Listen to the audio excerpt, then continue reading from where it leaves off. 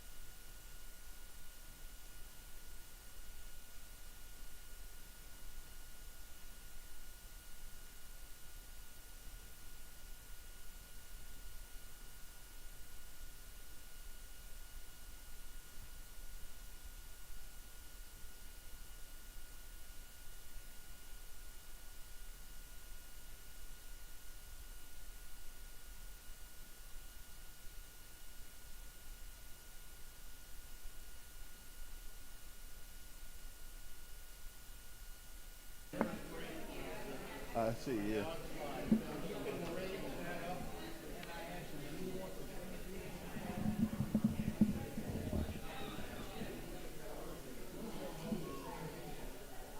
You work very hard. You do a heck of a job. Especially with that first year. I'm 43 years in Maryland Public Television. Oh, are you? Yeah, I've been here for 44 years. Well, we need you on that. I'm in maintenance. I'm director of facilities. I'm a facilities guy. Our engineers and stuff, you could rival them. You could kick their butt.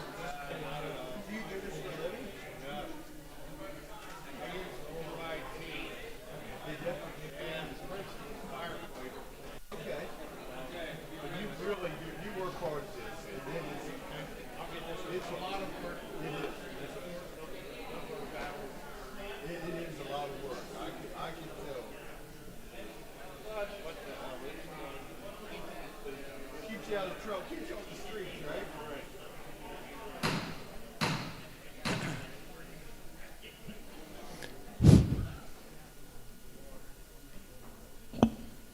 We're going to have operation class again. Good morning. I'd like to welcome everyone here.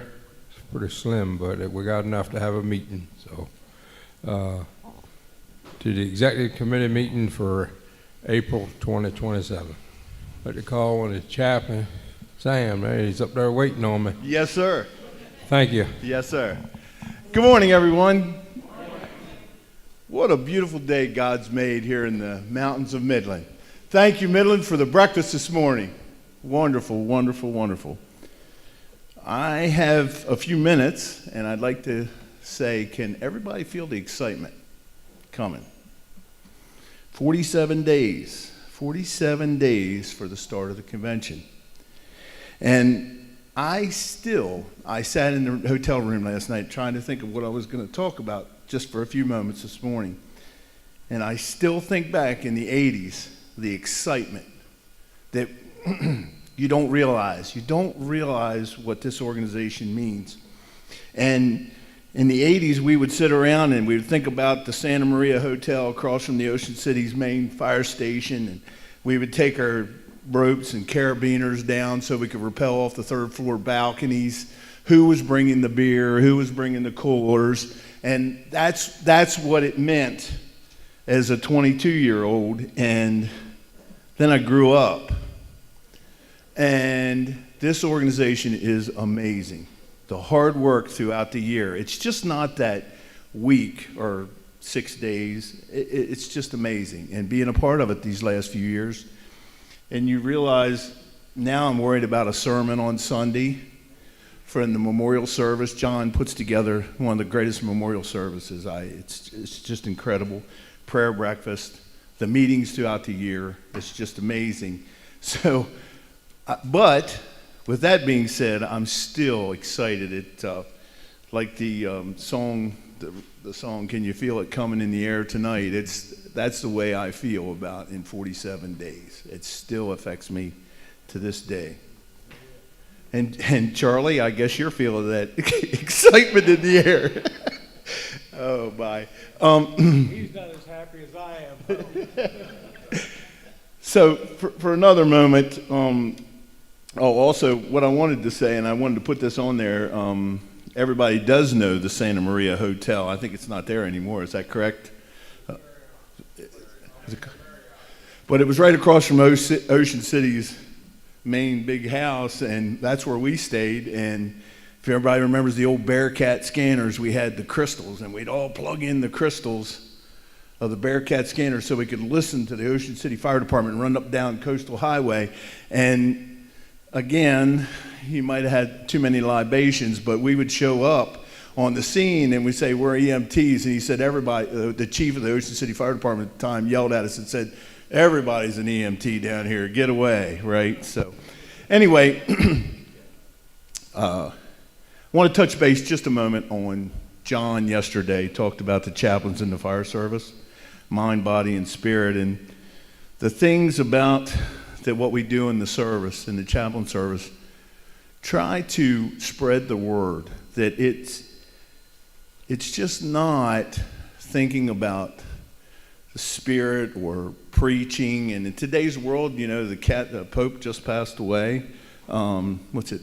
9 billion Catholics in the world. It's something unbelievable. It's 9 million, or I just read a blurb before I came in.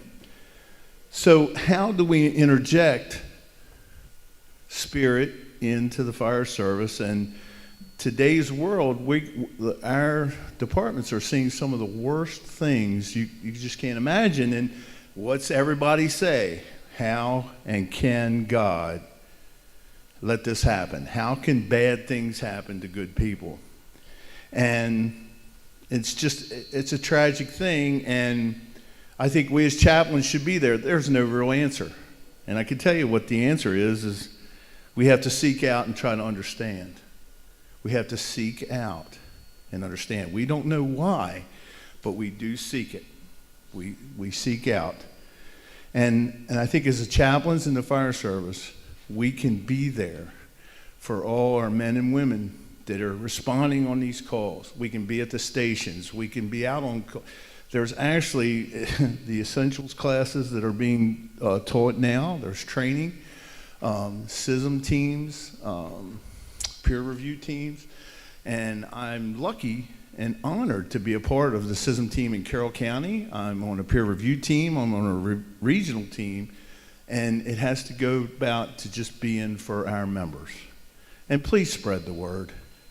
And with that, I would like to just say the excitement is coming, and I'll open with our prayer for our meetings today. Just remember on our prayer requests of Ron Watkins, Robbie Blackston. Skip, you're doing good. You were dancing last night. Is that? A lot of prayers. A lot of prayers. Okay, and anyone else that's injured. Do we have anybody else that'd like to shout out a name or on the prayer request? Who's that? Chris May. Chris May. Okay, so I'd like to open with prayer. So let us pray. Oh, Heavenly Father, thank you for letting me address the organization and understanding that how we're trying to raise up the chaplain service.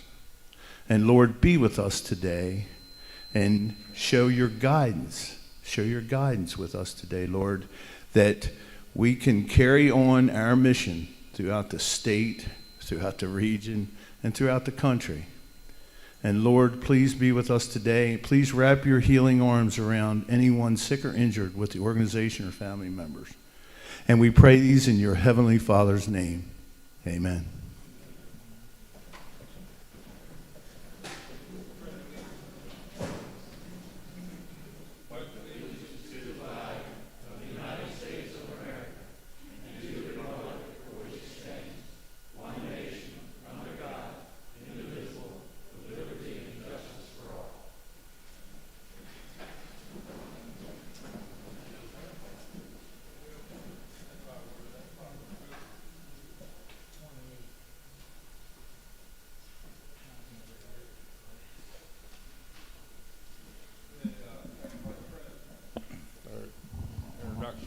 Thank you, Chairman.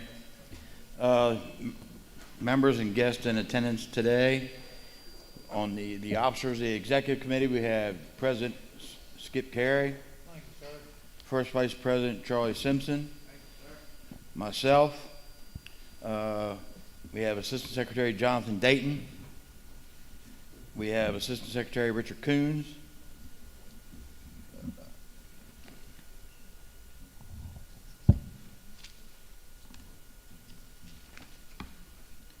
we have Chaplain Samuel Mann. We have Executive Director Kate Lovelace and Executive Assistant Lynn Hawkins. On the Executive Committee, we have Chairman Roger Steger, Thank you. Vice Chairman Mark Bilger, Committee Member Ron Block, Committee Member Timothy Dayton, Committee Member Mr. Chip Jewell, Committee Member Lee Lutz, Committee Member Bob Phillips, committee member Buddy Sutton, and ex officio member Eric Smothers. Thank you, Mr. Vice President. Okay, past presidents. Mr. Bob Cumberland, 1987, 1988. Thank you, Mr. Vice President. Roger Stagger, Thank you. 2000, 2001. Mr. Gene Worthington, 2002, 2003. Mr. Bob Jacobs, 2004, 2005. Mr. Frank Underwood, 2008, 2009. Mr. Mark Bilger, 2017, 2018. Thank you, sir. Mr. Joe McCray, 2021, 2022. Thank you, sir. And immediate past president, Mr. Eric Smothers, 2023, 2024. Thank you, sir. That's mine. Thank you.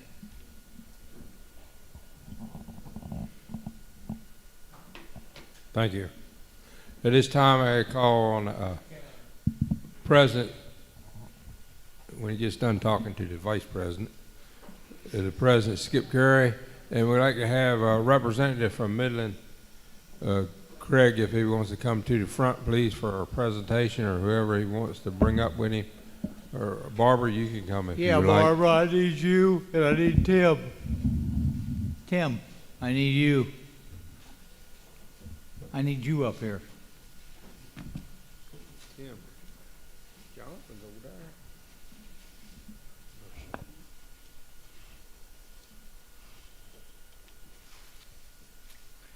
When I was setting up my executive committee meetings, I wondered where I was going to have one out here in the West. So I asked Tim, I said, Tim, where can I have an executive committee meeting out there? He said, I'll ask Barbara if you can have it in Midland. I said, that sounds great, because I knew who Barbara was. So, and both of you have done a great job. The comradeship has been out of sight. The food's been great, which is always nice. And the weather has been great. How you arrange that, you and the chaplains must have got together with that. But it's my distinct privilege now to present this little to help you out, okay? Thank you And very thank much. you. And we're delighted to have you here again. It's not our first time hosting. I know that. Well, that's what you told me. I remember when I asked you and I gave you the Doyle's guideline. You said we've done this before, Skip. Yes, we Yeah. did it several times when my husband was Yeah. president, so, Yeah. for other, Yeah. Well, thank you. thank you. And your hills are pretty, but the marshes are prettier. I Okay. don't know about that. Thank you. Thank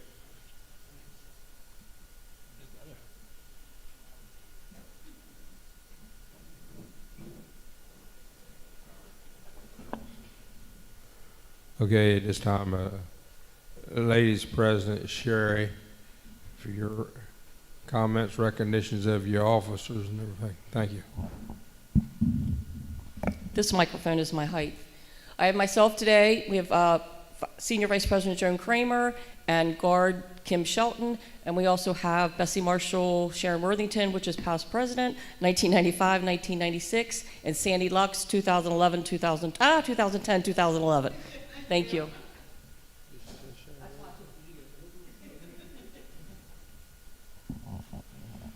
Thank you.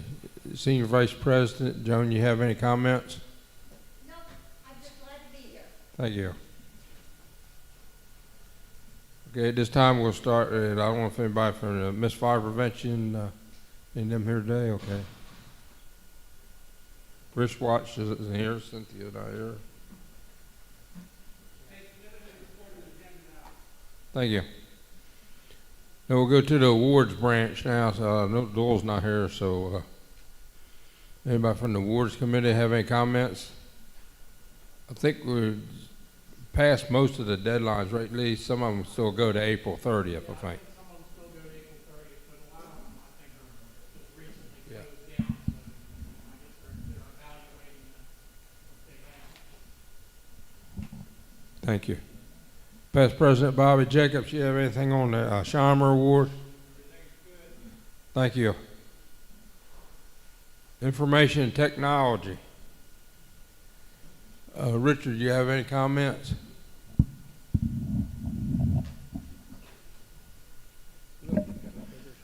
Just for those folks that don't know, Chris tore his meniscus and his ACL April 8th. He will be getting a new ACL put in. So prayers for him, and in the meantime, if you're standing around here this afternoon, Frank and I would love to have help carrying this stuff out to the trailer. Thanks. Thank you.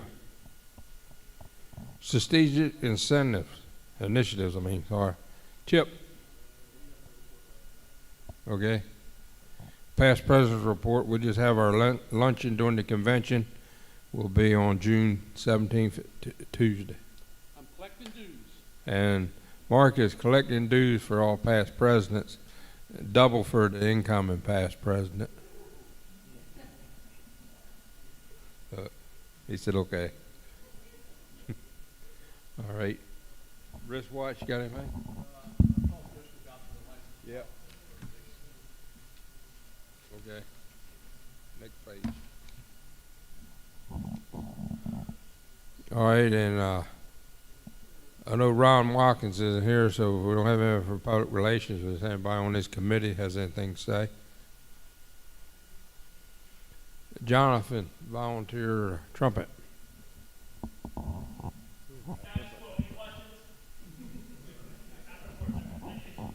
You're doing a great job. Thank you. It's a good addition you're sending out with a lot of information in it. Frank Underwood, Historical Archives and 17th State Circle.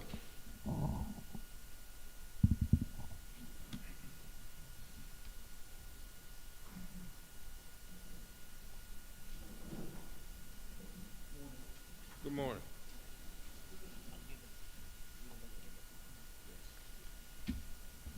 Give me a second, Roger. Okay. There we go. All right, let me do State Circle first. The session's ended. Okay, there is some minor repairs to be done, so I'm going to get the troops together. We have a piece of flashing on the roof that's came loose and some caulking needs to be done. And right before I left, I heard from the fire extinguisher company that's doing my fire extinguisher at Branchville, so I will do the yearly swap out the bad one for a good one and put that in there, so that'd be up. Once again, I'd like to thank Bob and his group, especially Bob for his communications with me as far as maintenance and things. We've had. There you go. That's Richard's timer on there. It's time out. I'd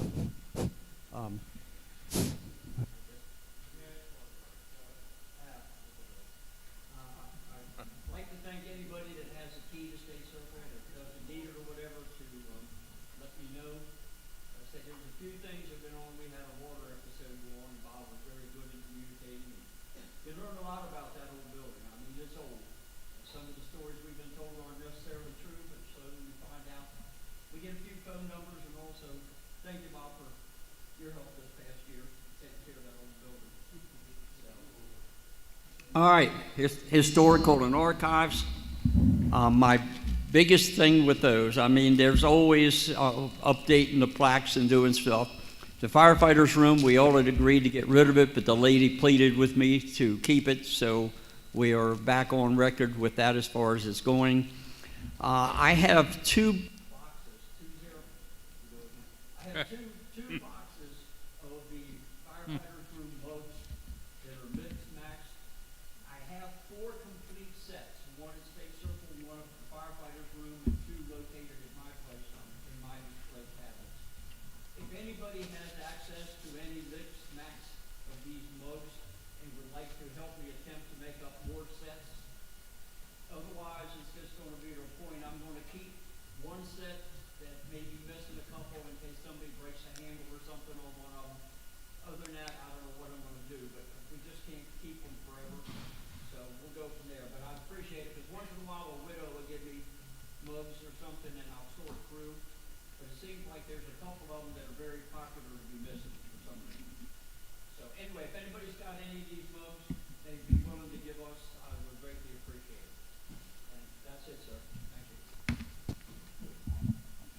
Thank you. Frank, could you give us a list, maybe send out a list, the ones that you're missing? Okay, thank you. Because I have a few home. I'll check and see if there's any of them you need.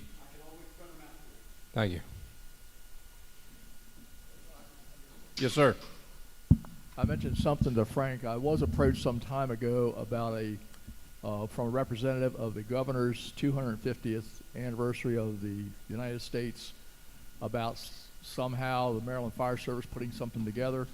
However, that was before funding went downhill, so I don't know if there's any state funding to do that or not. I just talked to Frank a little bit about it this morning, but we will follow up on that if it's something we can do or the state association be involved. I told Frank maybe we can do a video if we can get some funding somewhere from a trust. So I've had the point of contact contacted me. I haven't heard anything back, but I'll keep you posted. Thank you. Okay, Resource Management Branch. I know Bill Hildebrand's not here for the MDM. Yeah, I did. Forget you, Joe. So come on back up. I'll skip. Marketing and Events Committee. Past President Joe McCrae. I had a check mark there, so I'll pop it for a bit. All right, good morning, everyone. Morning. Report was filed electronically.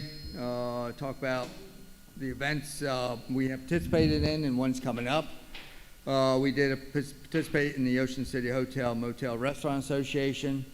Now, while that may sound a little odd, it is one of those events. You heard the executive director talk about finding vendors for our event. This is one of those events where we find some vendors to come to our event in Ocean City in June.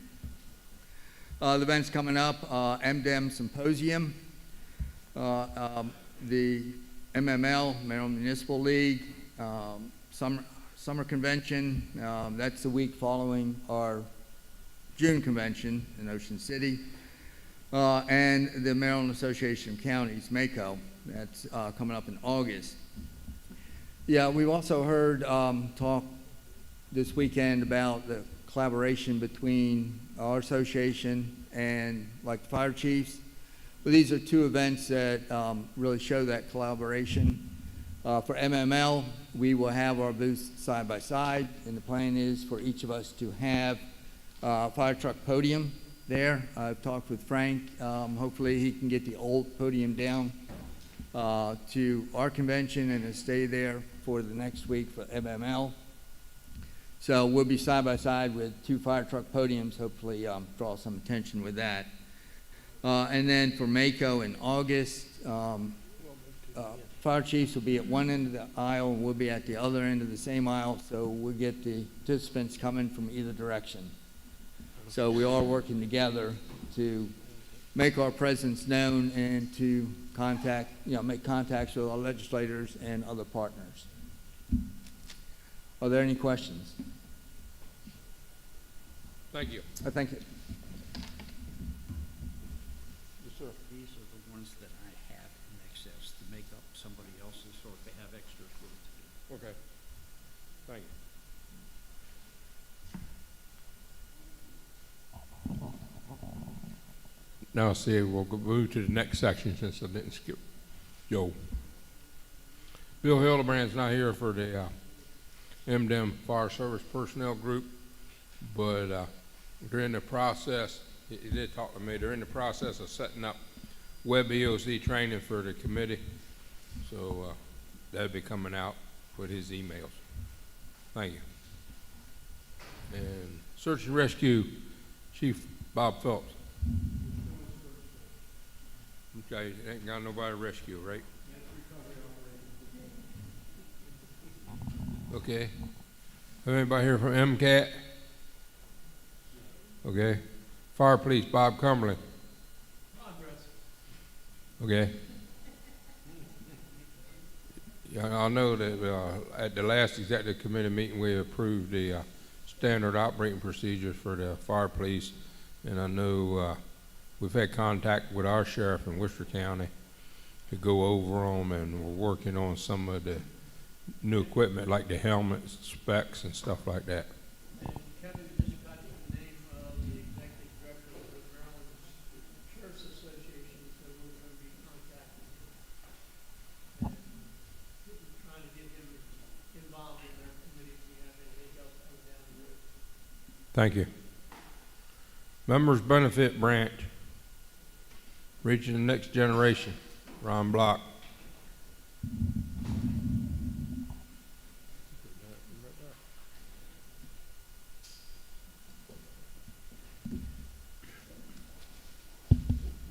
Thank you, Mr. Chairman. I'll use one of these mics only, not speak in stereo like Frank Underwood did. Okay. This report was submitted electronically late, and it was emailed to all the executive committee members and the vice presidents. Committee is active. We have 3 nominations for the Leadership Award this year at the convention. So the committee members are reviewing those applications right now, and we'll have a decision by the 30th of April, which is a deadline. The ongoing challenge is how to reach younger and newer members. We're finding that if they can't see it on a cell phone, they're not going to see it. So we're trying to work with younger people and come up with methods and procedures and ideas to promote the relevance of this association, which is what this committee is supposed to do. Are there any questions for me or any suggestions? Thank you. No, sir. Thank you.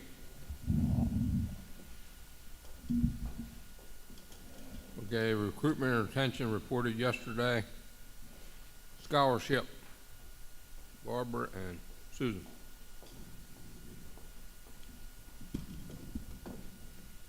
Good morning, everyone. The report was submitted electronically. We've had an exciting year. We received 20 applications this year, which is the most I can ever recall us receiving.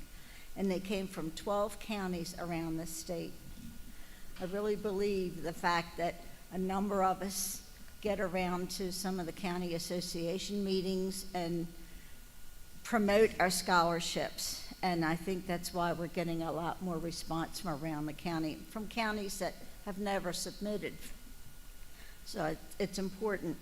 We've received them from Anne Arundel, Baltimore, Carroll, Charles, Garrett, Hartford, Howard, Montgomery, Prince George's, Queen Anne, Talbot, and Washington.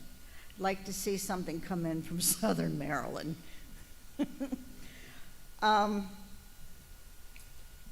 Let's see, we received scholarships, 2 scholarships that were applicants in a doctorate program, which the MSFA doesn't cover, but the Maryland Committee on Trauma does, and they took both those scholarships and will be presenting them.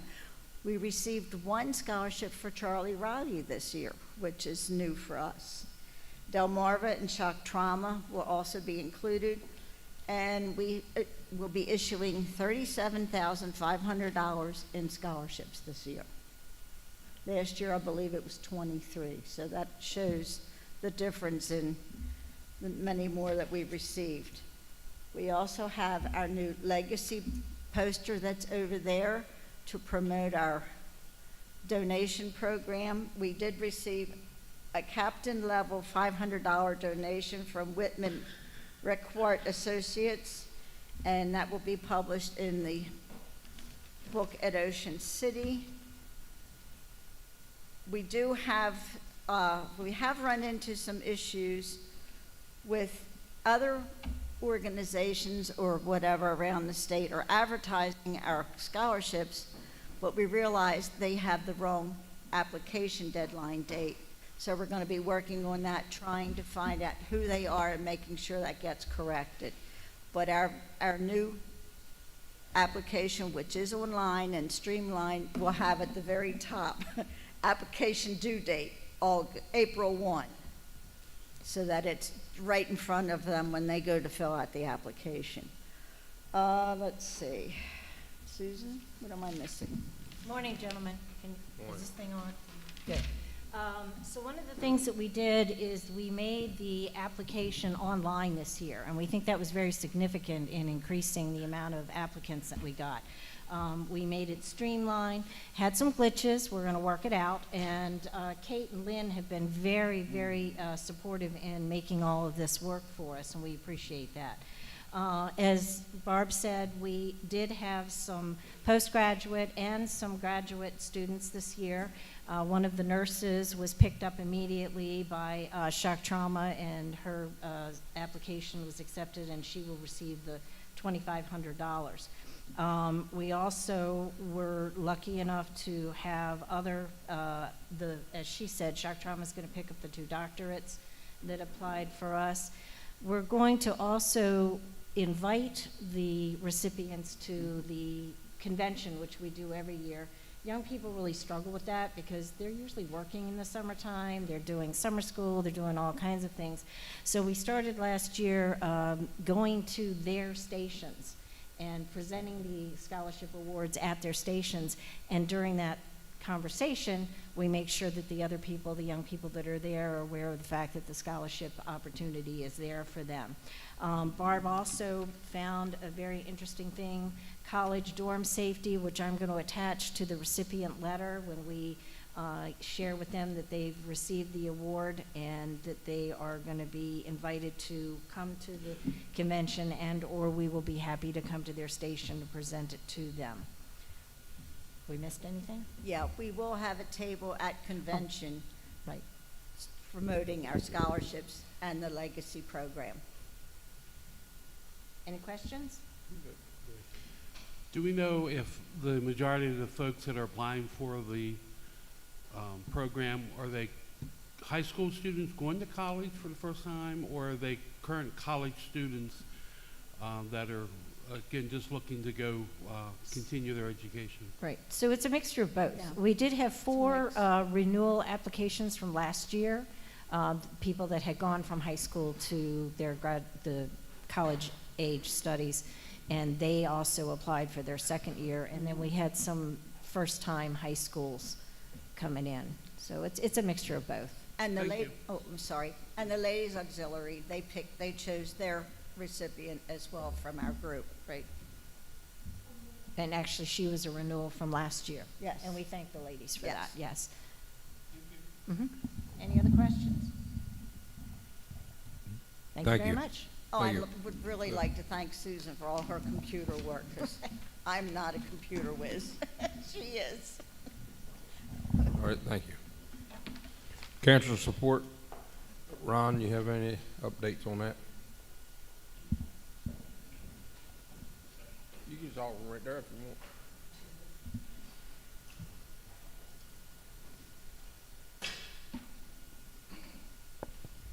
Thank you, Mr. Chairman. I don't have an update other than we continue to receive names of members of Maryland Fire Service who have been struck with cancer and continue to distribute the gas cards. So if anyone knows of anyone who is or a family member who is being treated for cancer, let us know and we'll get them a $100 gas card. Thank you. Thank you. Let's see, Wills for Heroes, our attorney's not here. Dave Lewis gave the National Volunteer Fire Council report yesterday. Incentive LoSAP committee. Rick Heppel's not here. Anybody on that committee? Okay. And Teresa gave the Health and Wellness Committee report yesterday. So I didn't see any new partners out here today that wasn't here yesterday. I guess we won't have any reports from them. Yeah. Old business, we voted on the minutes, so I don't think we have any other action item that we have to vote on for that.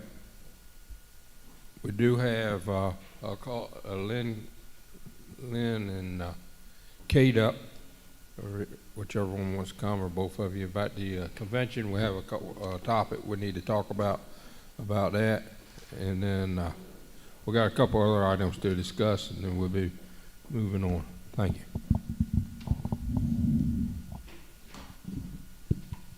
Good morning.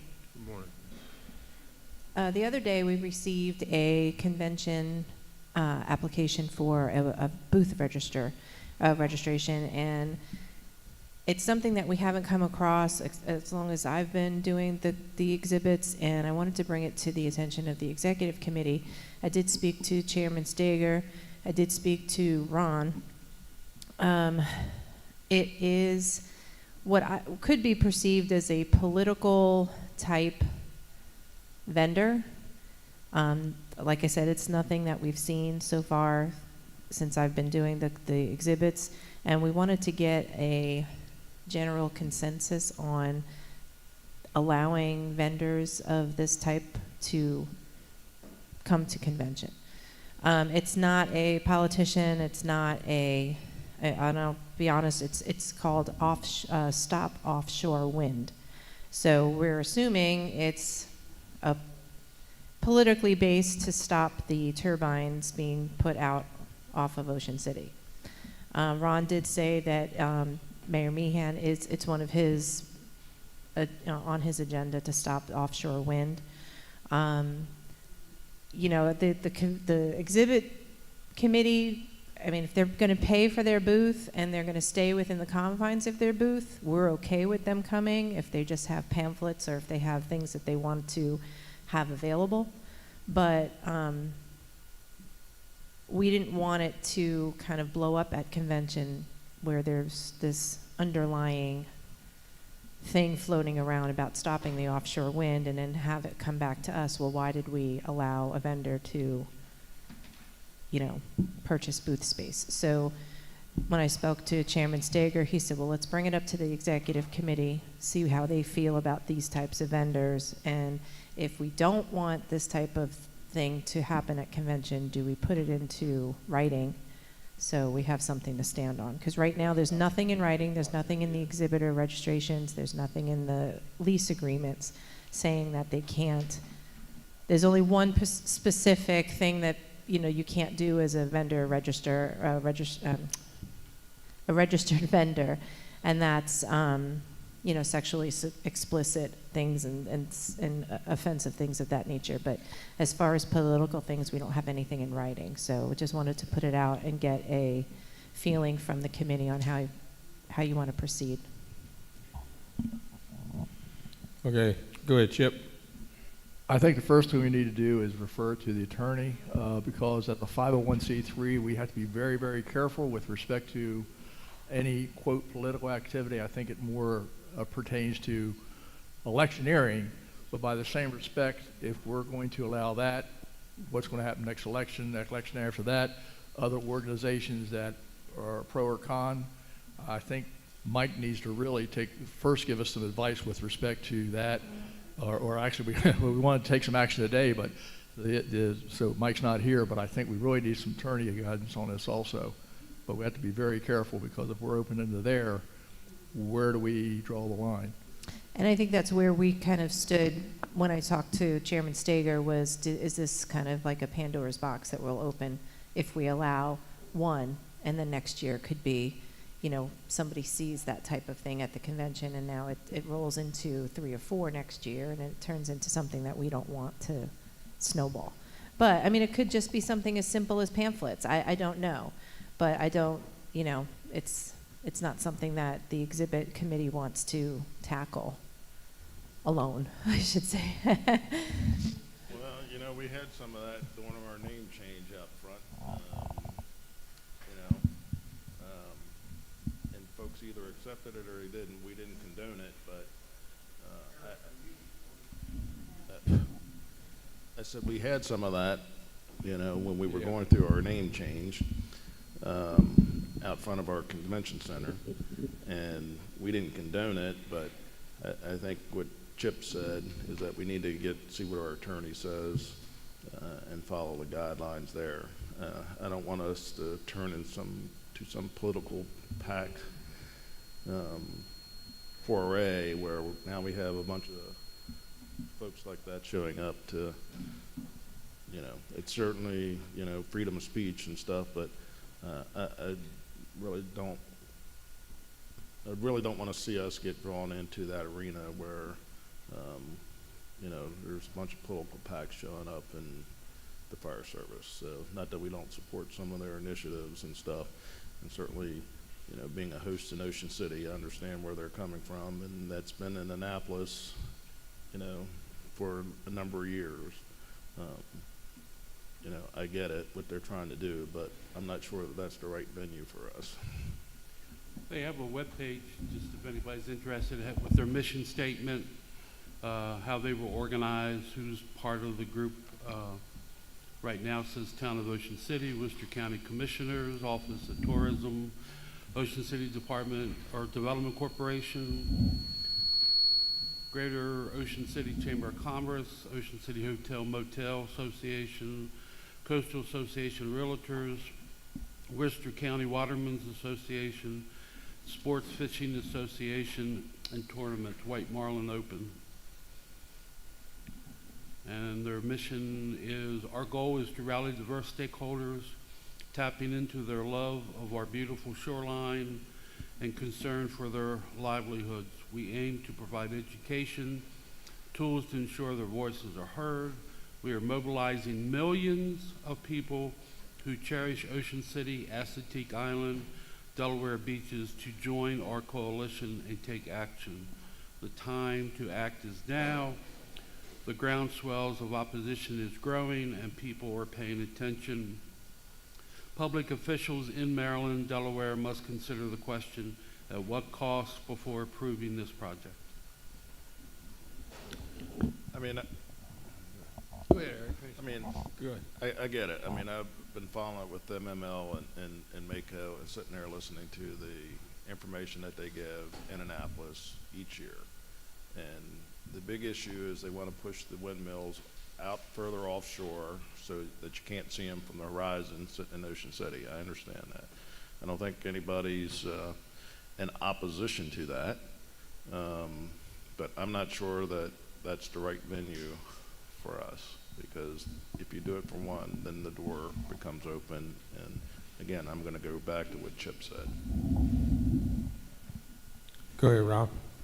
Thank you, Mr. Chairman. I certainly agree with everything that's been said so far. And I'm trying to mentally, not that my memory is that good, but walk through the convention center. I think everyone, all the vendors there are fire service related or promoting products for fire stations and things for the audience that we hope to have there. And I maybe some retail vendors, I don't recall, but it's all promoting or looking to promote their products to the fire service audience. And I think even if we don't have a guideline like that in our convention protocols, maybe we could establish one so that we don't open Pandora's box to this, because next week you're going to get something from some other hot topic group that is promoting what their agenda. It has nothing to do with us. And I don't think we're that hard up for booth customers that we need to open the door up another notch to let anybody in. But that's just my opinion. Thank you. Yeah. Yes, sir. I'd like to make a motion that we forward this question to our attorney for guidance and recommendations. Okay. Second the motion. Second by Ron. Block. All in favor, or any discussion on it first? Go ahead, Tim. Yeah, we're looking at a short window for these guys to make a decision, I think, right? Yeah, because we'd like to let the vendor know. We need to take action soon, and I agree with you, but we need to get an answer from Mike. Either we need to have a conference call or something so that we give them some direction, that we're not waiting to the last minute to give them some direction in this. Yeah.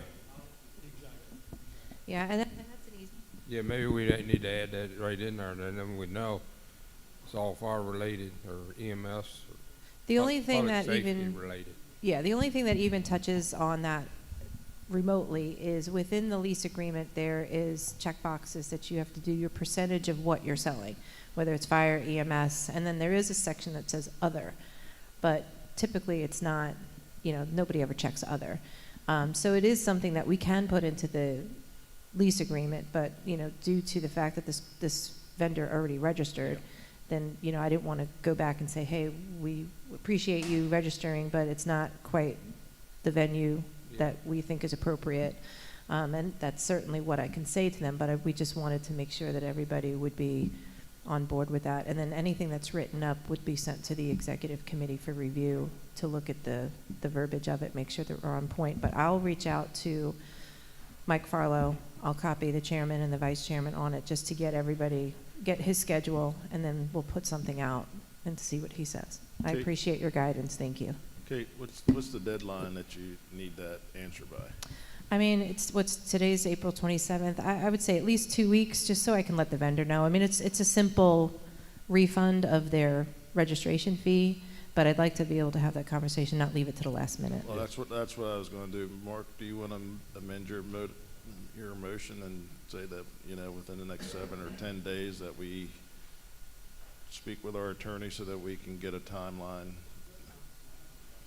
All right, Ron, okay with that? Well, yes, sir. Copy that. Motion's been amended to say we had to have an answer in 10 days. Within 10 days. Thank you. Okay, thanks. And then maybe you could draft something up for the wording too for next year. That has to be, I don't know, I would say public safety or fire EMS, you know, because we might have somebody selling some stuff that the police use or something, you know what I mean? Yeah, and I think you got the idea of what we need. Yeah, and I think we'd want to get it up, you know, before the end, you know, as soon as it's passed by the committee to make sure, so we can cut that off at the head, so. Yep. Okay. Yeah, we got a motion on the floor. All in favor of the motion, signify by saying aye. Aye. Opposed? Motion still carries. Thank you. Chip? I was just looking online where Mark was. The interesting thing is this is not registered as a PAC, but a 501c3 charitable. So that's a little bit different. Is it a 4? 4. Oh, okay, so charitable. Okay, well, 4 then does have a 25% acceptability for political. Okay, if it's a 4, they are allowed 25% of their income for political reasons. So that's why. 4. Educational. Okay, so the 4 allows the political involvement. Okay, that's where they're coming from. Thank you. Thank you. Okay, next, we'd like to discuss a little bit about the fire codes. Tim and I had a little discussion yesterday after the meeting, figure out what kind of direction or what do we want to do, not say a stance, but just information seeking or whatever of how we can move fire code situation along. Because I feel, you know, I don't know about everybody else, but I feel that being 2 cycles behind on the fire code puts everybody at risk, our citizens, our firefighters, just everybody, because I know we're here for public safety. You know, I know the situation about the sprinklers, we're for sprinklers 100%. But if sprinklers in high rises holding up the new fire code, we're affecting lithium battery standards and all kinds of different standards. As a fire marshal said yesterday that he can enforce. We're hurting the safety of everybody. So my suggestion to Tim was maybe we'll bring it up and talk about it today, see where we want to go. But maybe we need to talk to the fire marshal again and just see what he recommends that we should do and how we should approach it, because we don't want to be fighting against the fire marshal's office either. We want to be supporting them. So we'll just open that up for discussion. Go ahead, Ron. Mr. Chairman, would it be appropriate for us to issue a letter to the Fire Commission suggesting that they approve the NFPA guidelines, the last 2 that have been enacted, and pull the high-rise sprinkler issue out because it is such a complicated issue in Maryland, and approve adopting those guidelines in the state of Maryland without the high-rise sprinklers, and, you know, word it such a way that our partners might want to join in that letter. I think that's appropriate. Eric, what would you say? You're on that commission. Give us a little input here. I think the hang up is with the sprinklers. Do I think the sprinklers are going to come at some point in time? Yes, I do. But I think the political will and the power between the condo associations and the hotels and the other ancillary vendors that go along with that's a pretty big stick and pretty big voice. And you don't just look at Maryland. You got to look outside of Maryland's borders here at the other 50 states. You know, just like the single entrance for egress. That's on a national scale too. You know, we want to build taller and have one single entrance egress. It's problematic for the fire service. So you really have kind of two issues that we really need to address. And I think that, to me, we really need to separate the two, because we need to be able to pass the code so that the fire marshal can regulate everything else that's got explosives and stuff, as he spelled out yesterday, and try to get the politics out of that. But this group can certainly send a strong message back to the Fire Commission, because we've been silent. So I'm not opposed to that, and I think that's where we need to go. But Jim, go I'm ahead. just one out of many on that commission. So. Thank you. I guess the big concern I have is that we're 2 code cycles behind. I was in a conversation years ago with Fire Marshal Barnard, and Chief Phillips was probably aware of those conversations, and so was Richard Smith. That was an issue that Allegheny had of being 2 code cycles behind of adopting the code. They felt that if they didn't adopt it, they didn't have to enforce it. Well, now we're in that situation on the state level. We're 2 code cycles behind. And I think that's what probably what our letter to them should focus on, is the fact that, you know, we are 2 code cycles behind, and we feel, this group feels, that we should somehow, I think the wording that the fire marshal used was divorce the topics between the code and the sprinklers and give them the tools to do their job somehow in that letter. I agree with you, Ron, but our concern should be the fact that we're two code cycles behind, and we're very rapidly approaching three. Because it's not going to be long until the fire marshal's group that reviews, they start probably, Mark, a year ahead of time reviewing. They're started now. They're working on it now. So they're working on it now. So if we don't, you know, we're rapidly approaching a 3rd code cycle behind. And I think I mean, he indicated that on the Eastern Shore, they had an explosion in a cannabis facility. It dang near killed 3 people, but they've got no way in the current code, because we're behind, of being able to go in and enforce something. And I think that's what our letter should focus on, the fact that we're multiple code cycles behind them and rapidly approaching a 3rd one. Yes, sir. Chief Phillips. Thank you, Mr. Chairman. For those of you that may or may not know, the Fire Code of the State of Maryland is NFPA 1 and NFPA 101 as amended by the Commission for the state. That becomes our fire code. You're talking about separating a part of the fire code out. The part having to do with sprinklers, I'm guessing the code is still the same. I'd have to look that up. NFPA 13. Yeah. We could, if what you're saying is we ask them to disregard the sprinklers, we would just ask them to set the sprinkler code, because it would be called out, NFPA 13 sprinkler code. It would be called out that it would be set at what we presently have, 2018. Realistically, it's not a lot more difficult than that. And if the Fire Commission were to accept that, and our subject matter expert sitting right here, and a past member here also, and they would know more about how the inner workings of that commission is. I'm not going to, that's out of my bailiwick. I don't want any parts of it. But realistically, that's what we're dealing with. One little part, just like you said. If we send a letter to the commission, that might be what we recommend, that they just freeze the NFPA 13 for the state or the high-rise part of NFPA 13 for the state and locking in at 2018. That's where we are today.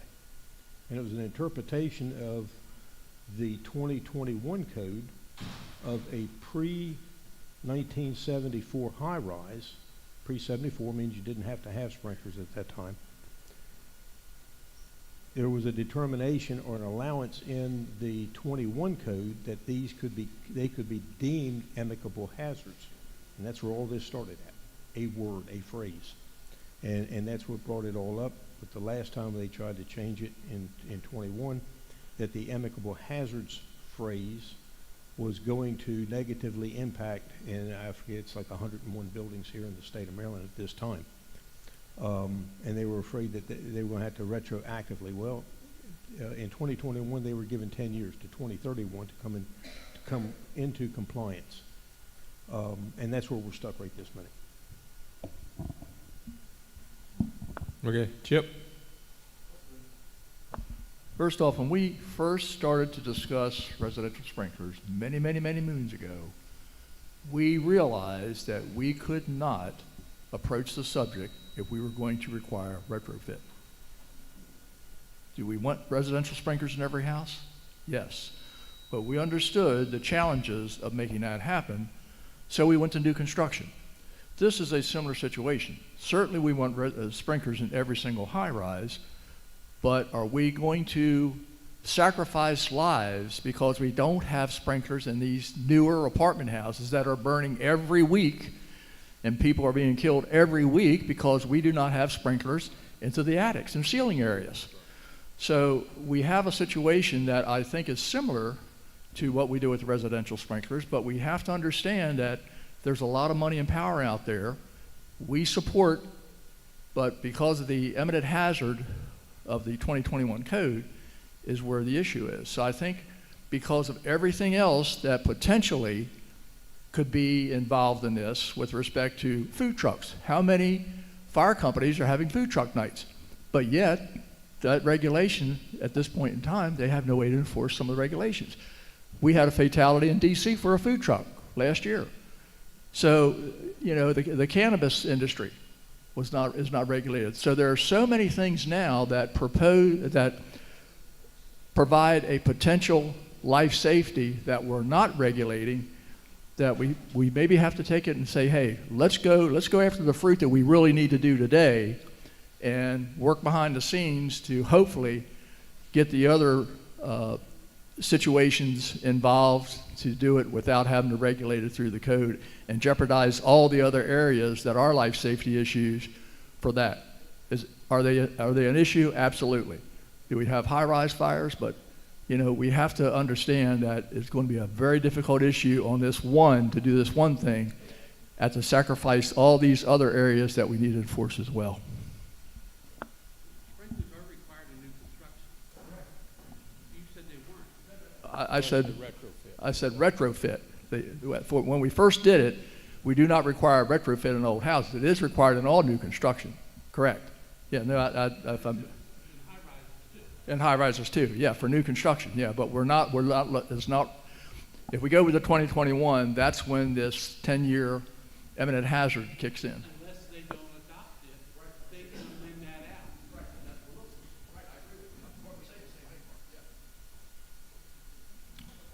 out. Okay.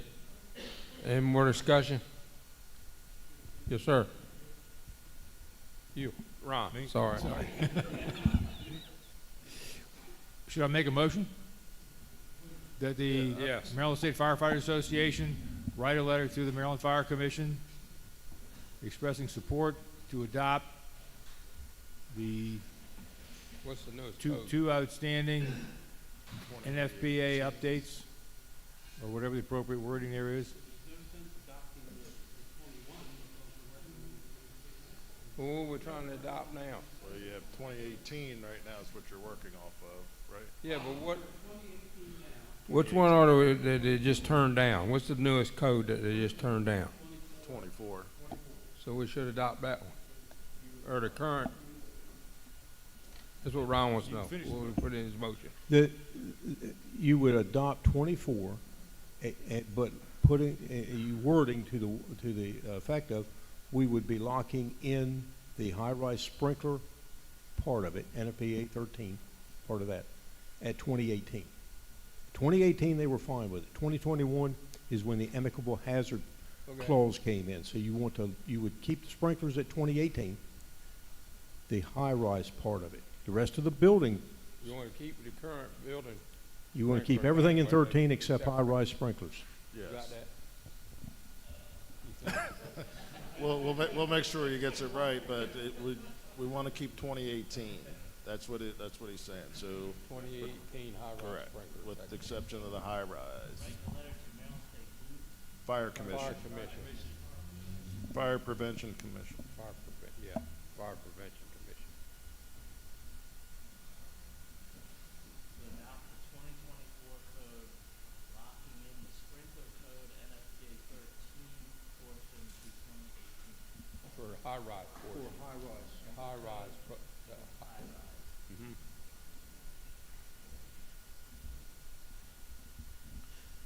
And I think as you go forward, our message with the rest of our associate members here, we're in support of life safety. That's our goal here in the fire service across the state of Maryland.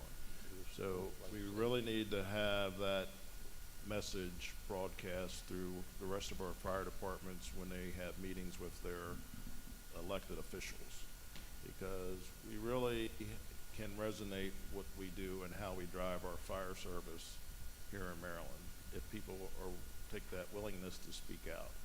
And so even though the presidents and the executive board travels all over the state, when we interact with our elected officials, we need to be able to specifically express upon them that this code is going to save lives, and that's our ultimate goal here, and not fall into the politics of it that goes with all the extraneous stuff. So, if we keep our focus there, and break out the life safety issue with that, I think we'll be fine.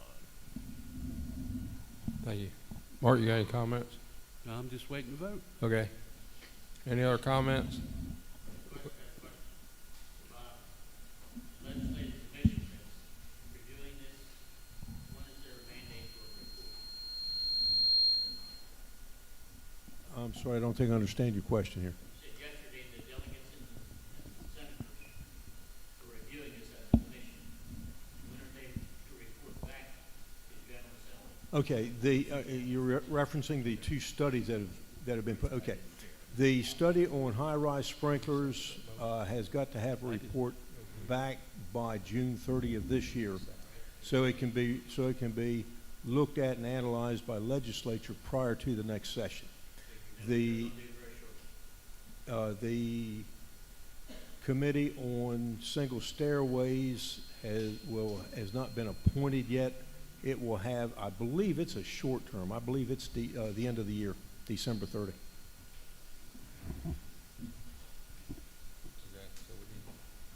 All right, we got a motion on the floor, but we do not have a second. Let me read it again. Okay. With the other changes. Motion by member Ron Block, second by Tim Dayton. Okay. To write a letter to the Maryland State Fire Prevention Commission urging them to adopt the 2024 code, but locking in the sprinkler code NFPA 13 for high-rise buildings to the 2018 version. Include that we are in support of life safety and need to move forward. Is that okay? Sound good for the letter? Can I just add, if you want some real definition to that, you should contact Mr. Ken Bush. He's the subject matter expert when it comes to the codes, and he could tell you exactly how to write that out. It'd be very easy to do. What we want to exempt back, Yeah, he could tell you just how to phrase that properly.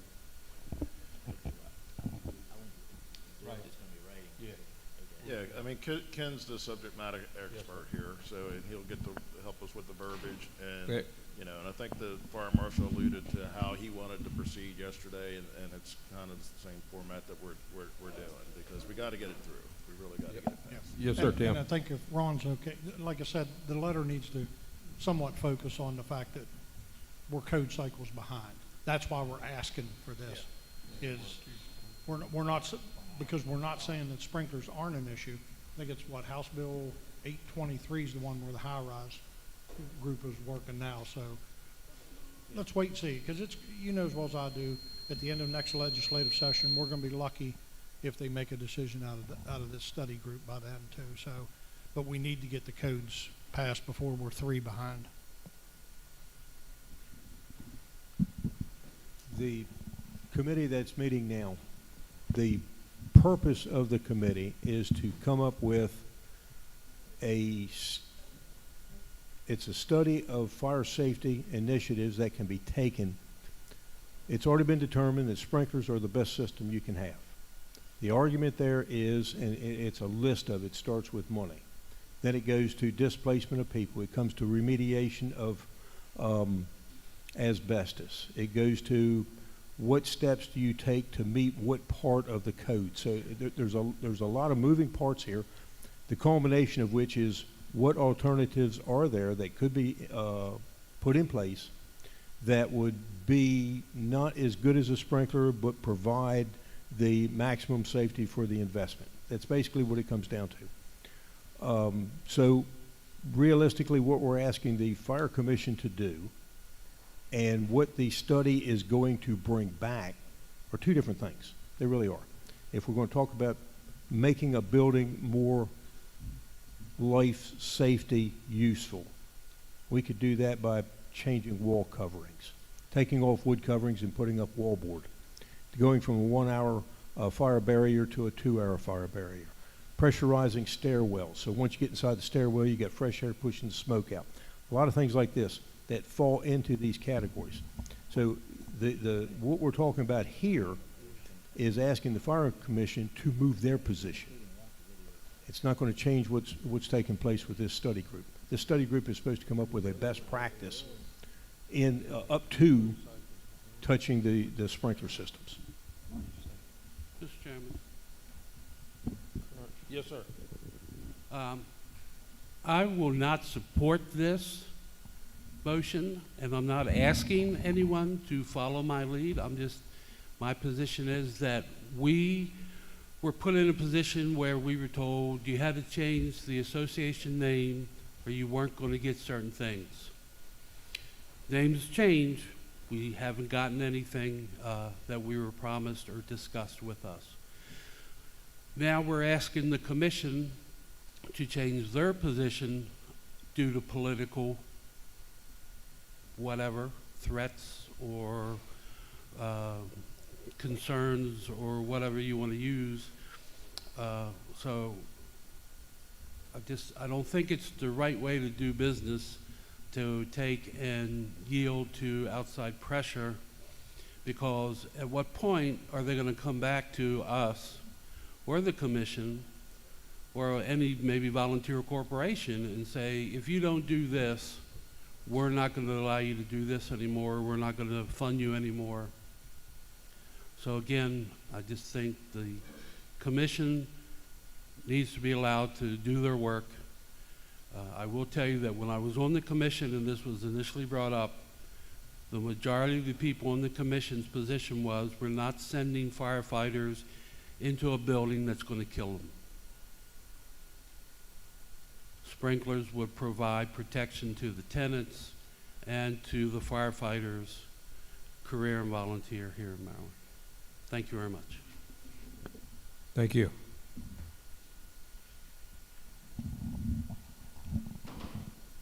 Okay. We got a motion and a second, and I'm going to let Richard read it again, because he's redrafted it, so I think it's more understandable there.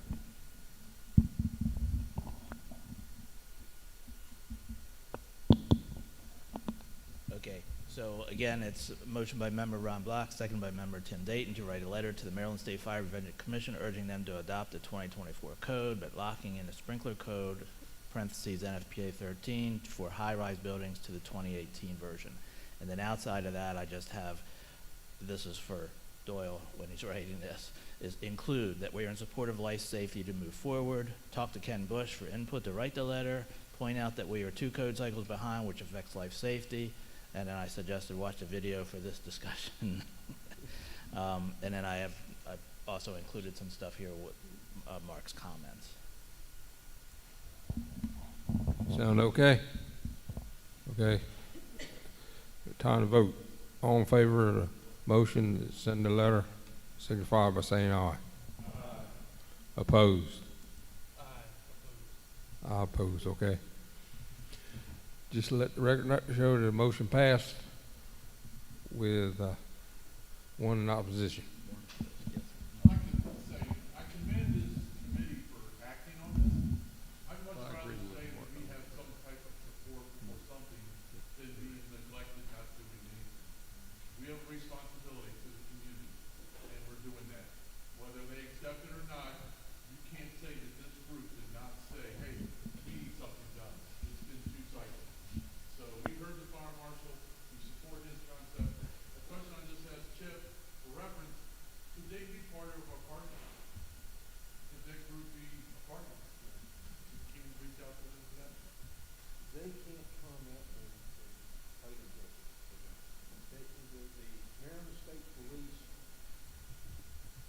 The Maryland State Police can make a decision through their liaison, but for the most part, they can't comment on a bill like this, like MIMS doesn't talk about other bills and stuff like that, or MEFRE or whatever. That's like not a good thing. We are their voice. Thank you. Thank you. All right, moving on. I don't have any other items to talk about. I don't know if I missed some yesterday or not. But okay. Any new business? Excuse me? Well, we had a minute to vote on what we voted on now.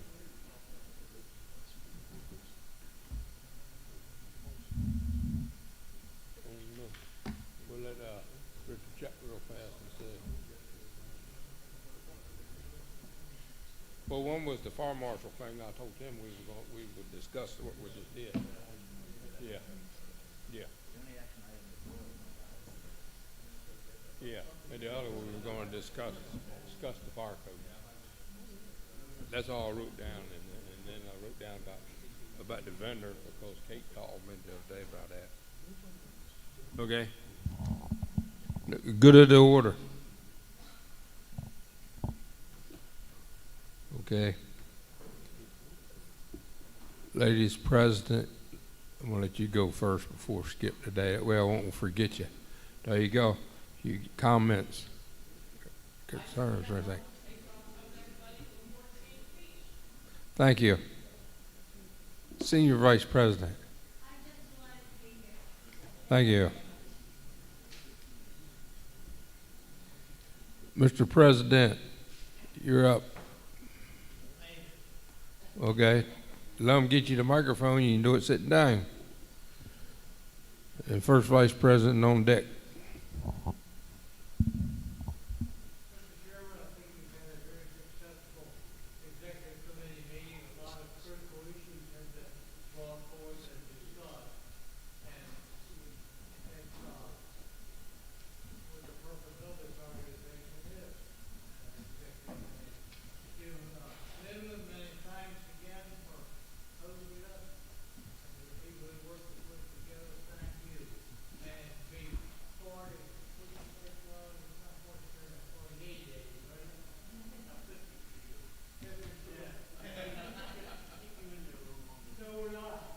He got to make up for them 2 months he missed, right? I would not doubt that from the two of you. But again, thank you for all the prayers that I got from you all. It was interesting. Like I say, I did not realize I was not upset that many weeks. So take care. Safe travels, and we will see you with May 31st at the bank on our little party or so. Thank you. First Vice President, Charlie. Just get near it.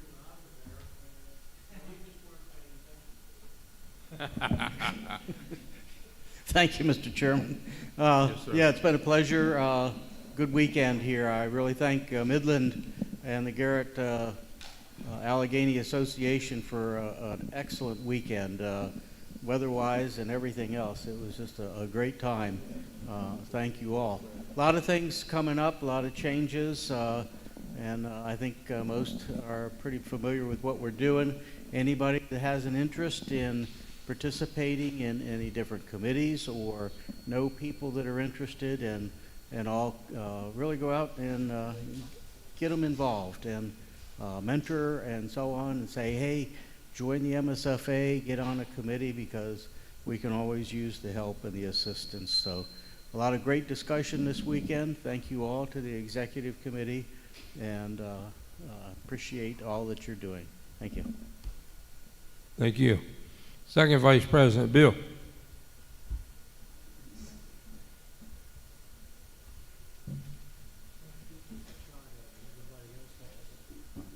I'm not going to take a shot at you. You've had enough. They thought you were old horse, you know, and get down, you know, they shoot you, and if you don't get any better, you get shot again. Thank you, Mr. Chairman. I appreciate the thing. First off, I want to thank Midland Fire Department and their auxiliary for the warm hospitality this weekend. I would also like to thank the executive committee for their work and commitment to this organization, and the committees and the chairs of the committees for the work they do all year round. Thank you guys.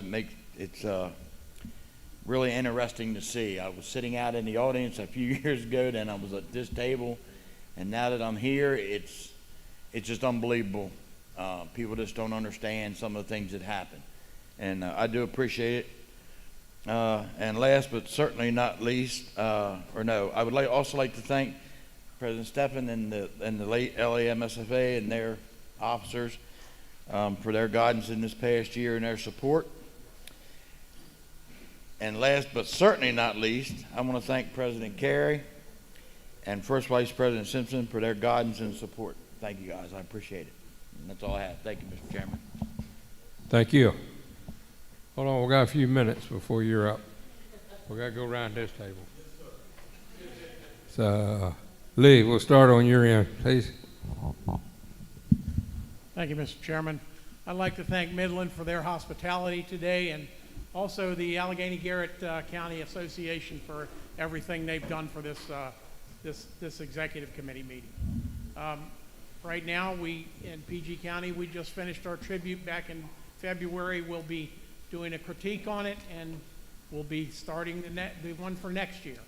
Our association convention will be coming up in September. That's the 13th through the 20th. And we also have a golf tournament. That'll be August the 29th. So if you got golfers, you can get in touch with me, and I'll try and send out the information out statewide. If we're always looking for people to play golf. So other than that, I also would like to thank you, Roger, for chairing this committee, and thank the presidential team for all they've done. Thank you. Tim. Well, welcome to Western Maryland. We cooperated with you, unlike another year in the past where we provided you all 4 seasons in one weekend.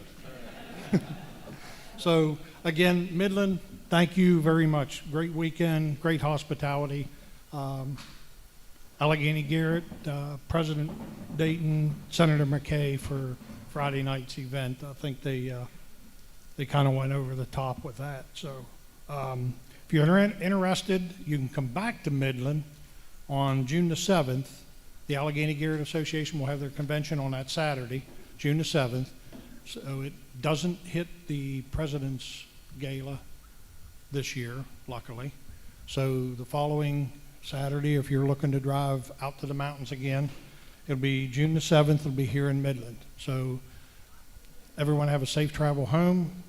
Mine's about 10 minutes down the road. Thank you. Thank you. That happens every now and then, right? We got a short ride. Past President, Eric.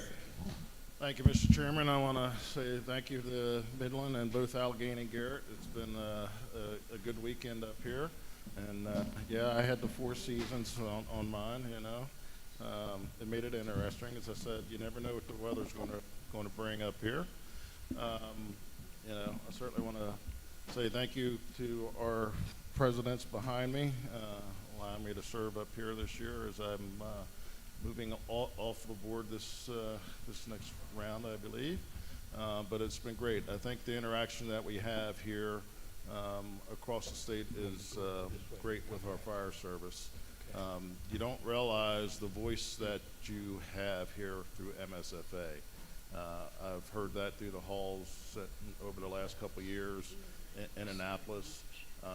Our fire service here across the state can really move the needle when we work together and stand together, just like we did for EMSOF and so forth. You know, it's vital in what we do. Same way for our, you know, when we're looking for additional funds, we certainly know that we have financial issues across this state. However, we still have needs for our fire service, and I would be remiss to say that we need to continue to knock on the door and ask for those additional funds to help our fire service partners across the state of Maryland and it benefits.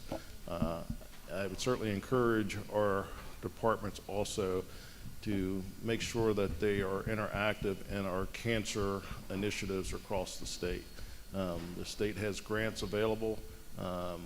When we don't use those funds, they take them away and it goes back to the general fund. So take a hard look at the grants that are out there to support those cancer initiatives. We want our folks to go home safe and be safe and get the right health care that they need, and we're working on those initiatives, but we got to be able to support them. I also want to say thank you to our auxiliary, our ladies auxiliary and auxiliaries across the state. They're kind of like the silent partners, but they're the workhorses behind what we do, and we need to continue to support them and help them in their recruitment efforts across the state as well. So President Steffen and your team, thank you very much. I'm glad you had a successful year as your time is winding down. You know, and good luck to the executive board next year and our incoming officers and folks that are about ready to get elected. And thank you very much, sir. Thank you. Before we proceed on this side, just want to announce that Midland is having lunch for us, that it will be available as soon as we adjourn. So, thank you. Ron, we'll start on your end, come this way. Thank you. Thank you, Mr. Chairman. I too would like to express my appreciation to the Midland Auxiliary and the Midland Fire Department for their hospitality this weekend, as well as the Allegheny Garrett Volunteer Firefighters Association. I bring you greetings from Anne Arundel County Volunteer Firefighter Association President Mike Sohn and all the officers. I would like to announce that the Anne Arundel Association will not be having a convention this year due to funds that we lost when we lost the contract to provide EMS service at Renfest. So the money's just not there this year to have a convention. And I would, on behalf of the Cape St. Clair Volunteer Fire Company, I would like to thank the association and Second Vice President Bill Fowles for presenting us with a certificate recognizing our 70th birthday. Hope everyone has a safe trip home, and those who were not here this weekend, missed a good show. Missed a lot of good information that is really worthwhile taking back. Thank you, Mr. Chairman. Thank you. Chief Phillips. Thank you, Mr. Chairman. From Dorchester and Talbot counties and their respective presidents, Mr. Phil Starkey and Mr. Sam Yockey. No, we got a new president there, but Sam will do. He's good. Adam Tolley, I believe, is the president now for Dorchester. Thank you to everyone. It's been a good meeting, and it's been said we've had some good discussion. I think Buddy pointed it out. We acted as a committee and we took a stand. We didn't stand around and say, well, wait a minute, not too sure about this, that, or the other. Thank you to everybody that did that. And to Midland, it's been an outstanding weekend. There's no two ways about it. I haven't figured out east and west on 68 yet. As soon as I get that straight, I'll be in good shape. I believe I head one way or the other to go home. If you see my pickup going in circles, just stop me and point me. But it's been a wonderful time. Thank everybody. Chief Buddy. Thank you, Chairman. Jonathan, great job. Thank you for your leadership. It's nice to see young people involved. To the Midland Department, very proud department. I felt very comfortable walking around looking at your apparatus. Very, very nice community support, and seeing true volunteerism 100% is actually a treasure for me, where I come from a combination system. Again, thank you for everybody that's here. It's been another great weekend. We continue to work hard. I was just telling Kate we're hiring a new recruiter that might be a little bit more motivated, do some more things for us, because recruitment is really our should be one of our #1 priorities. And if it's not maybe the senior leadership, get your junior leadership involved, because if there's no volunteers there, we all know what the outcome could be. So continue to work hard. Thank you for this leadership. Continue for the presidents that are moving up. Thank you. And look forward to the beach. Thank you. Thank you. Chip. Thank you, Mr. Chairman. Also like to certainly thank Midland for wonderful hospitality. And Jonathan, Senator McKay, that was I enjoyed trains, and appreciate the hotel right across from the train so we can kind of get in the mood. That was really a good idea to get everybody thinking about trains. Frederick County, we are in the process. The tentative budget has been released with respect to capital improvement. The Carroll Manor Fire Company will be moving forward with their new station slightly outside of Adamstown. The new Green Valley station will most likely be under construction and break ground sometime this summer. And a new station in the Jefferson Tech Park has been pushed out a little bit, but that one is now the priority station for the next new station in Frederick County. We will be purchasing a Pierce electric fire engine through a grant process. There'll be something interesting. It's going to be in one of the city stations. It's Station 29, be running in the city area for the most part. We are implementing officer competency this year. There's been some tests with some of the present officers. There's been actually some positive from the ones that have done it. It is more time consuming for the officers, but I think in the long run it'll probably pay off. And we also now have a chain of command list published by DFRS with respect to what rank and qualifications. So there's no question who's qualified for what. You do have to meet in certain competencies. There's been some give and take. There's been a few bumps in the road, but I think overall will be a successful situation. So thank you, Mr. Chairman. Thank you. Vice Chairman. Thank you, sir. Echo all the comments that have been made already about the fire company, Midland, the auxiliaries, the Allegheny Garrett folks, Senator McKay. Just a super, super weekend. Carroll County, we continue to work through the process of becoming a combination department. Currently, there are career staff now in all of the volunteer corporations, and the Chief Robinson continues to try and get additional funding. He is attempting to hire 2 instructors so he can have a full academy in his cadre now, along with done some promotions to allow for more supervision of the career staff that are in the field working. Howard County continues to go through the process of becoming a tax 501c3, a name change, and their budget process also, as they again continue to work through those, and hopefully in the very near future those goals will be accomplished, and again hopefully the budget process will be favorable for them. Everyone on the committee, certainly it was a pleasure and honor to work with you. The officers and auxiliary, again, an outstanding job this year, and we look forward to moving forward next year. And Charlie and I look forward to having a positive year and looking for everyone's help and support. Thank you, Mr. Chairman, for your fine work, your dedication, and everything you've done for us this year. I'm just getting ready for you, bud. Kate or Linda, would you have any more comments before we go? Okay. Again, I'd like to thank Jonathan and Allegheny County Association for the hospitality and a great train ride we had the other night, and Midland for their dedication. And I'd like to thank the officers, the presidents, but I'd like to thank the executive committee. We got a good team. And it's a team. It's not one person. You got to have a leader, but it's all of us together. Thank you. You're up, Sam. Thank you, Mr. Chairman. I guess I'll do dual duty here with the ending of the benediction and the prayer for lunch. So I'll thank you. Correction on a number that I had said earlier. It's 1.4 billion Catholics in the world. So I just wanted to make that a clarification. You're catching up. So, and the Methodists are moving forward, right? Okay. There you go. Okay. I'd like to end today with a blessing of the food. Let us pray. Heavenly Father, bless this food we're about to receive to nourish our bodies. And Lord, thank you for this past weekend. The weather you provided was wonderful. The camaraderie and all the things that we learned and worked on as a group were just wonderful. Lord, thank you for guiding us through this. Please let us return us home to our families safely, and let us guide us through the next few weeks till we end it with our year with a wonderful convention coming up in Ocean City, Lord.